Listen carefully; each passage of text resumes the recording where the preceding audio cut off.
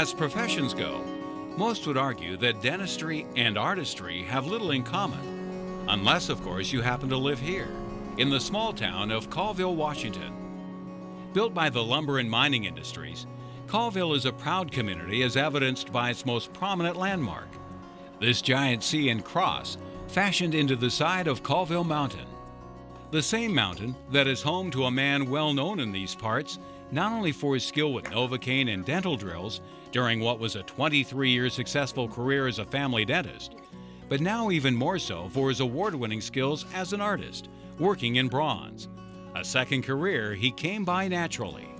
I didn't realize I had any talent at all till I was 25 or so in the military after dental school.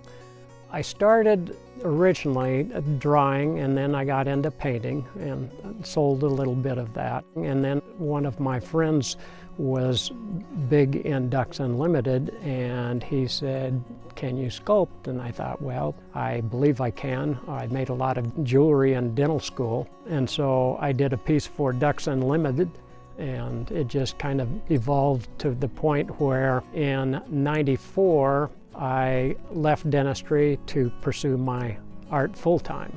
I've learned through experience, and then as my art career progressed, if I had any questions, I'd ask my fellow artists, and they're an extremely warm, giving group of people, and that's where my art education came from. Given his innate artistic ability, Jerry's artwork in the beginning could have gone in any direction. But in the end, it was the three-dimensional aspect of sculpture that would ultimately focus Jerry's creative passion on what is a very demanding art form. The thing about sculpture, what people enjoy, I think, is being able to touch it and feel it and look at it versus a painting. I like the three-dimensional aspect and the composition that you can do with sculpture.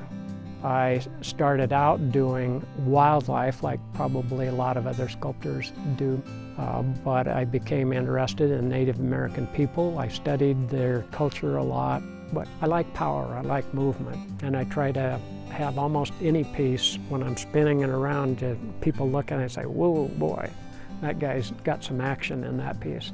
On detail on a work, which I'm known for detail also. The problem with detail is the more detailed you are, whether it's ornamentation or anatomy, the more accurate you have to be. Beyond power, movement, and detail that characterize much of Jerry McKellar's work, another striking feature that has earned him respect and acclaim throughout the art community is what he calls his patina work. Bronze is high percentage of copper, and it's a gold color when I receive it back from the foundry. So I will spray a chemical on it that will turn it black. Then I'll take a Scotch-Brite pad, wipe off the black where I want to show brown, like on the facial structure. So that'll give you your three-dimension. So here I have it in my shower stall. I do the basic black patina here. I rinse that off, and then I go back over to my torch area and I finish the patina over there. A lot of it is done with heat. A torch, you're heating the copper up, you're putting different chemicals, so it's a faster reaction to interact with that surface layer of copper. Most sculptors will sculpt the piece, they will take it to a foundry, and the foundry will make the mold, pour the wax, cast it, and do all the patina work. I do the majority of my own patina, and I have developed some different patinas that are more contemporary. Referred to as miniature pieces, most of Jerry's sculptures are less than 3 feet tall. However, given the opportunity, he also enjoys creating public and private monumental pieces as well. Two wonderful examples of his public monument work grace the edges of Spokane Valley's Mirabeau Point Park. Commissioned by the Spokane Valley Arts Council, one is this impressive 8.5-foot mountain man, and the other is Jerry's most recent creation, this 16.5-foot sculpture titled Dance of Sun and Moon.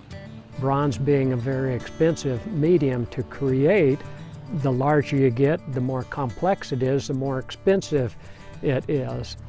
Your sculptures, made of bronze, it basically is an inherently weak metal, and Even though you see this big sculpture, most of the metal is only probably less than 1/4 of an inch thick. So if you have some structural component that it has much height, it has to be supported with a stainless steel skeleton inside it.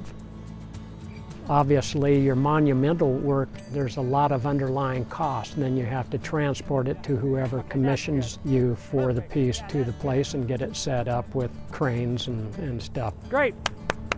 Once it is installed, especially in a public setting, it's a tremendous feeling of pride. From dental drills to sculpting tools and torches, Jerry McKellar's life story has been a tale of 2 completely different careers.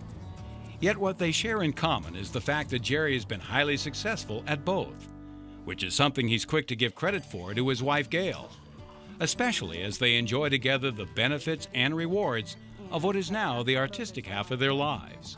My interest in art overshadows a lot of what my prior life was. I never envisioned myself doing this, but it has changed our life, and the people I've met through art has also broadened my life experiences. So I am just blessed to be where I am.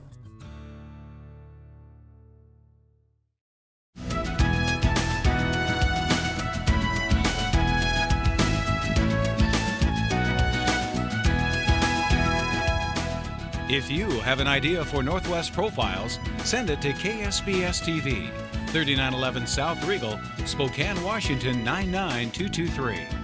Northwest Profiles is a presentation of KSPS Public Television.